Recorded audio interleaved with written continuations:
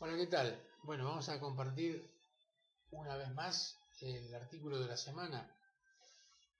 Voy a leerlo y hacer algunos comentarios de manera tal que el que ya lo ha leído, bueno, puede volver sobre algunos puntos, y el que no lo ha leído, seguramente a partir de escucharlo va a poder resignificar o problematizar de otra manera la lectura. La soberbia ignorancia. Obviamente vamos a hablar de la soberbia y vamos a tratar de analizar la relación entre esa actitud, ese comportamiento soberbio con el conocimiento. Para una mirada religiosa del mundo, la soberbia es un pecado. Luego, hacer que el soberbio mude en humilde es cuestión de milagro.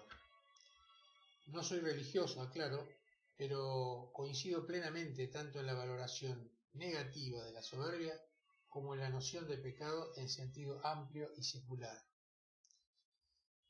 Es decir, voy a tomar esa noción y vamos a analizarla fuera del ámbito religioso. El diccionario de la RAE, en su segunda y tercera sección, dice, en relación al concepto de pecado: cosa que se aparta de lo recto y justo o que falta a lo que es debido, exceso o defecto en cualquier línea. Alude entonces a la transgresión de los límites morales que me impone la existencia del otro, ese otro como próximo, como prójimo, ese otro cercano, el semejante cercano, o como el otro generalizado de la filosofía, ese otro virtual.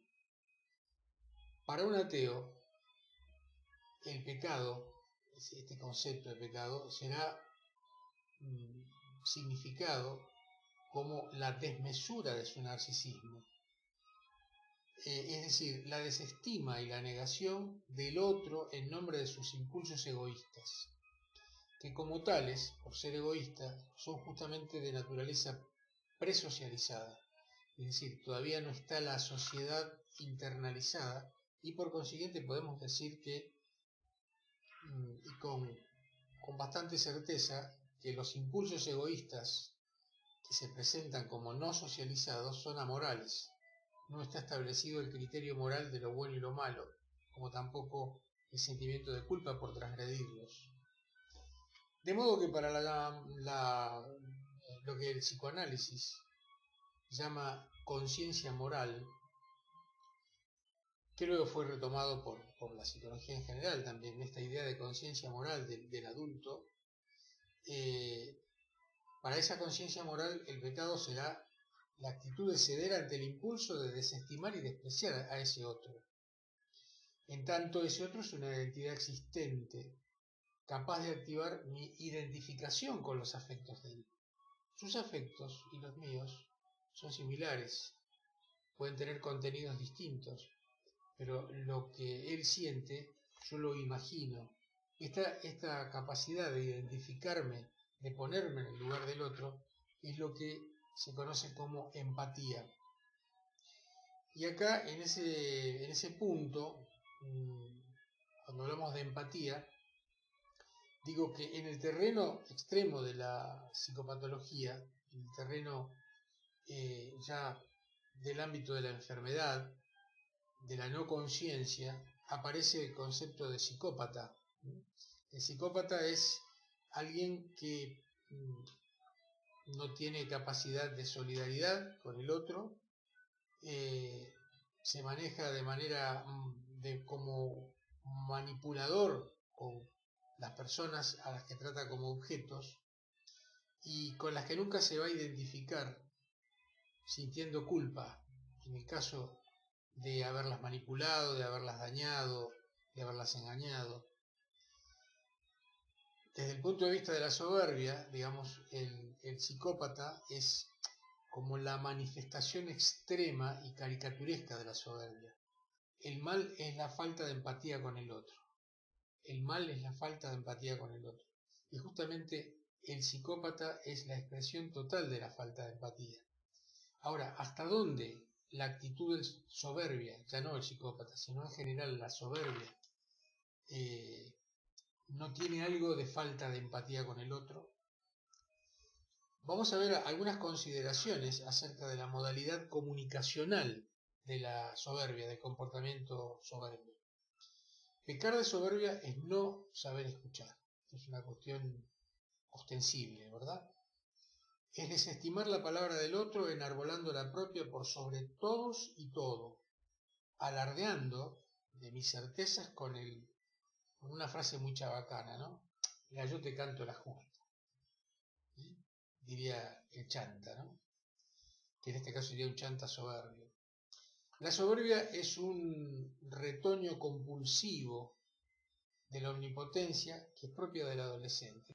La soberbia, entonces, decíamos, es un retoño de la omnipotencia. El soberbio no cree que tenga cosas que aprender, nunca duda de lo que dice, siempre da lecciones a sus ocasionales interlocutores, no dialoga con ellos, en general pontifica, está convencido de saberlo todo de todo, y su visión de los hechos y las cosas es, recalco, es el reflejo fiel de la realidad. Esto lo vive él así, ¿no? Vive con una gran certidumbre, con una claridad indiscutible, por lo cual no tiene sentido discutir, piensa el soberbio. ¿Qué voy a discutir? Llame.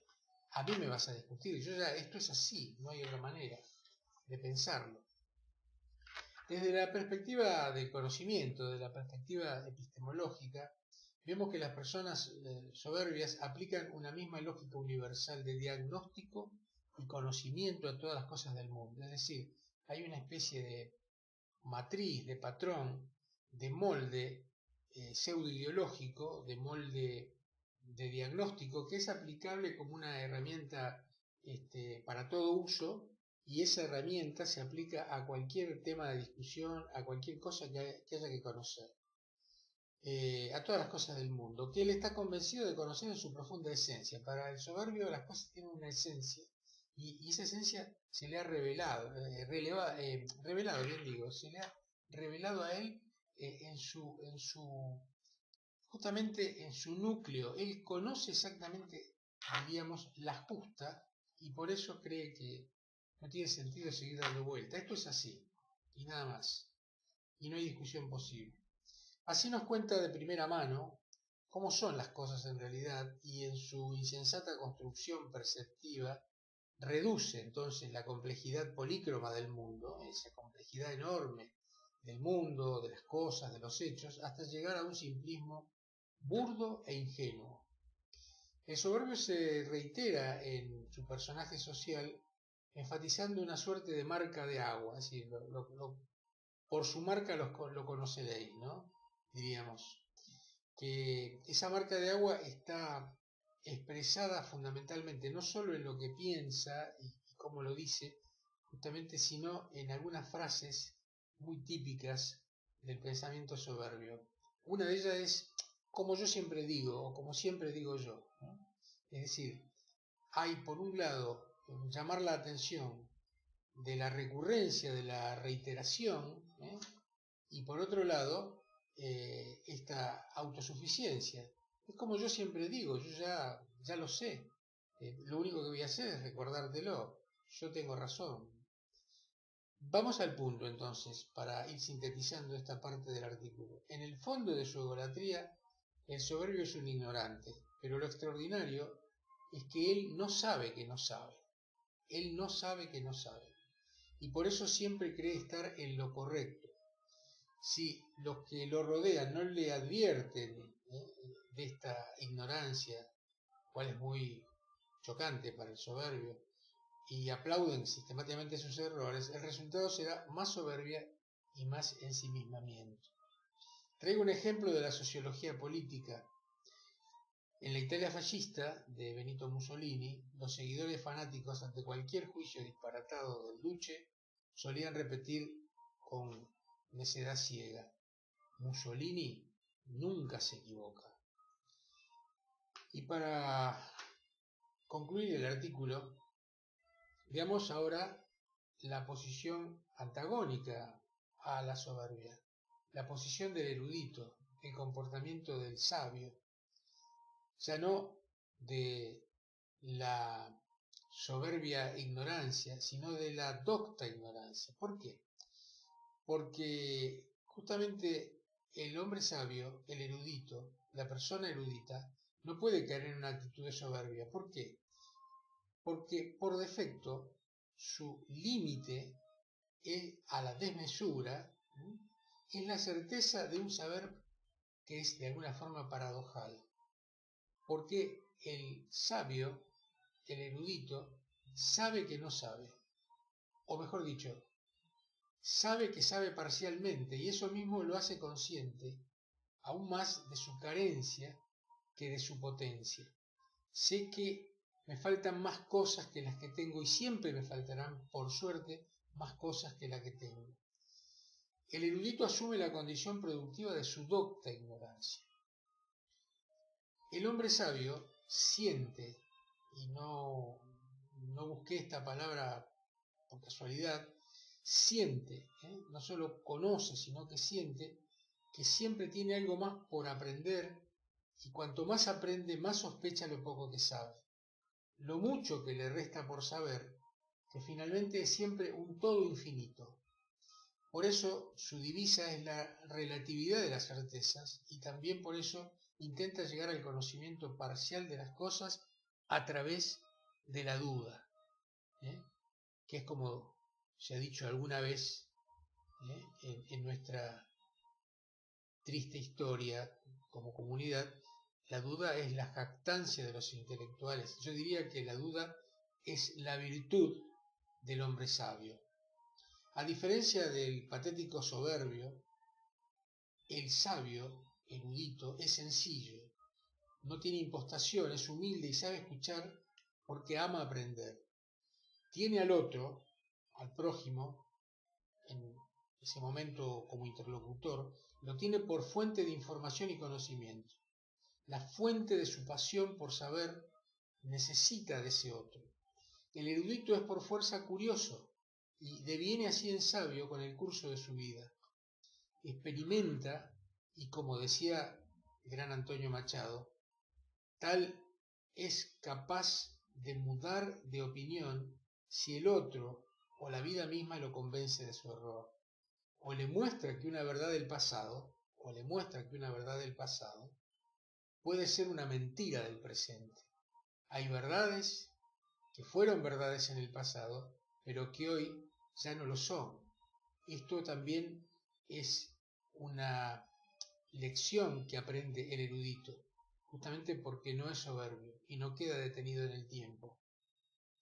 El erudito dialoga, el concepto de dialogar es justamente un logos compartido, es un logos que va y viene a través de, diálogos es a través de la palabra, con el otro, no la palabra conmigo mismo. Por eso hoy quiero compartir con ustedes esto para poder pensar juntos y que ustedes puedan no coincidir, puedan marcarme mis propios errores y mis aciertos, y bueno, y espero que podamos tener esa interacción. Termino, digo que el erudito dialoga, escucha más que habla. Sin embargo, importa reconocer que hay también personas que, sin ser puntualmente eruditas, en un sentido de un conocimiento ampliado y amplio, son espontáneamente sabias. Esas personas también saben que no saben y por eso escuchan con humildad y talento, porque si son inteligentes, luego construirán sus propios criterios de erudición. Muy lejos de esta deseable actitud, el soberbio, como se dijo, al no saber que no sabe, y aquí parafraseamos a Jorge Luis Borges, el soberbio ignora su propia ignorancia. Y esto es tremendo, ignora su propia ignorancia, reincidiendo una y otra vez en la torpeza y el error, lo que es un nuevo pecado de necedad agregado al de la soberbia original. Y ya se sabe que entenderse con un necio es un verdadero milagro. Dejamos acá el artículo, nos reencontramos con otro tema, con otro artículo de la semana. Gracias y nos vemos.